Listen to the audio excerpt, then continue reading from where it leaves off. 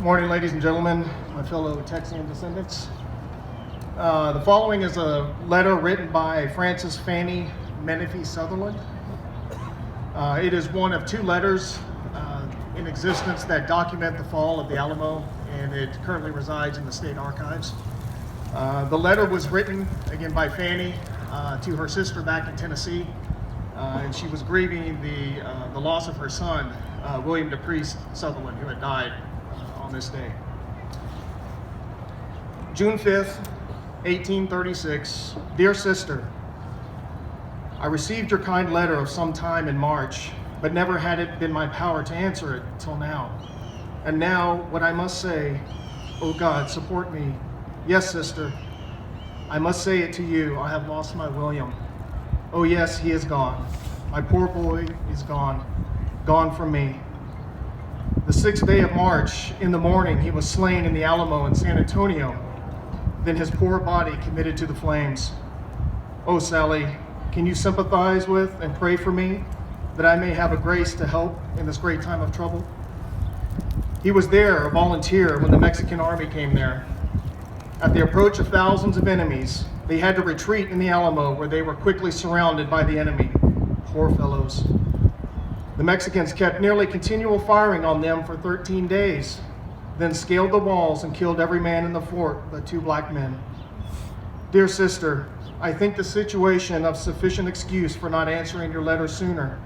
Since I received your letter, I had been away from home with a distracted mind and had got back to our house, where we found nothing in the world worth speaking of, not one mouthful of anything to eat, but a little we brought home with us. God only knows how we will make out. I will try to compose my mind while I give you a short history of a few months back. The American army was on our frontier. We thought prudent to stay at home and do so until the general thought proper to retreat. We, being on the frontier, were compelled to go. I speak for all.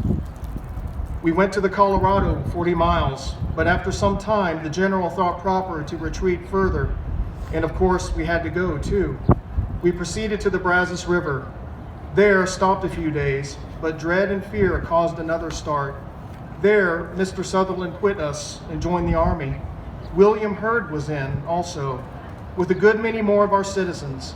However, we went on for several miles and again stopped, hoping we would not have to go farther. But someone over there that week brought in the early news the Mexican army was crossing the Brazos, not more than 40 miles behind us. Again, we restarted and traveled 2 days, then heard the army was 20 miles behind us. I wish you could know how the people did as they kept going about trying to get somewhere, but no person knew where they were trying to get to.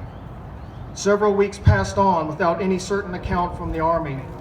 All this time, you could hardly guess my feelings. My poor William gone, Sutherland in the army, me with my 3 little daughters, and my poor Thomas wandering about, not knowing what to do or where to go. You will guess my feelings were dreadful, but ever the Lord supported me and was on our side, for I think I may boldly say the Lord fought our battle. Only to think how many thousands of musket and cannonballs were flying there over our army, and so few touched. I think 7 was all that died of their wounds. Some say our army fought double their number, and who dare say that the Lord was not on our side? Mr. Sutherland's horse was killed under him, but the Lord preserved his life and brought him back to his family. He found us at the mouth of the Sabine. From thence we all returned home. I pray that God will still continue our friend and bless us with peace again. I will now say that our relations are only in tolerable health, though none very sick. Poor mother went the rounds, not very well all the time. I was afraid she would not hold out to get back again, but she is much better. She stopped at Brother William's, and I expect she will stay there all summer. Sister Martha lives there. We are still trying to raise something to eat, but I fear we will miss it. Brother Thomas's house was burnt with stable and corn crib. Mr. Sutherland's warehouse was burnt, also his houses on the bay. But if we can have peace and can have preaching, I won't care for the loss of what property is gone. Your sister, Fannie.